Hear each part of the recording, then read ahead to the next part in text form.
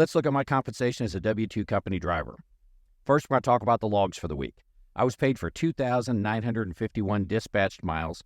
I had 2,068 logged miles. Logged miles do not always agree with dispatch miles due to carryover. Those are runs that start in one pay week and end in the next.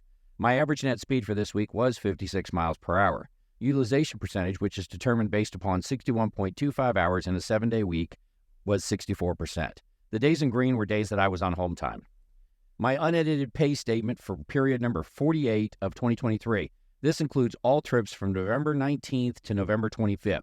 The first trip started from Fresno, California, and ended at the Fort Recovery, Ohio terminal. It had stops in Gardena, California, and Greencastle, Indiana. It paid $1,708 for 2,438 miles. The second trip started at the Fort Recovery, Ohio terminal and ended at the Greer, South Carolina terminal. It paid $317 for 516 miles. This week, I was paid $150 for the Thanksgiving holiday. This week being the first week of the month, therefore, I was also paid $300 for the insurance cash out. This is because I do not use the company insurance. Detention paid $74. Empty miles paid $155. I was paid $150 for the Thanksgiving holiday, and the insurance cash out paid $300. Loaded miles paid $1,752, and stops paid $44. The total earnings this week was $2,475. 48 weeks into the year, my gross income is $102,339, and I've driven 132,693 miles. This averages out to $2,132 per week for 2,764 average miles per week.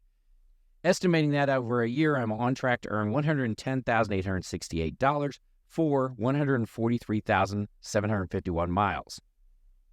This week, I worked 4 days and took 3 days of home time. In November, I've worked 16 days, taken 7 days of home time, and 2 days for paid 34-hour resets on the road. Year to date, I've worked 245 days, been home for 60 days, and taken 24 days off while on the road. I'm not paid hourly, but let's calculate like an hourly job. For the week, my gross pay was $2,475 for 38.9 hours of work. If we break that down to a typical hourly job, it would be 38.9 regular hours and 0 hours of overtime, resulting in an effective pay rate of $63.60 per hour. Year to date, I've earned $102,339 for 2,622 hours worked. Out of those hours, 1,911 would be regular time, and 712 hours would be overtime. If we calculate it weekly with overtime, the effective pay rate is about $34.36 per hour. However, as straight time, it's approximately $39.02 per hour. As always, make sure you're enjoying every day at work.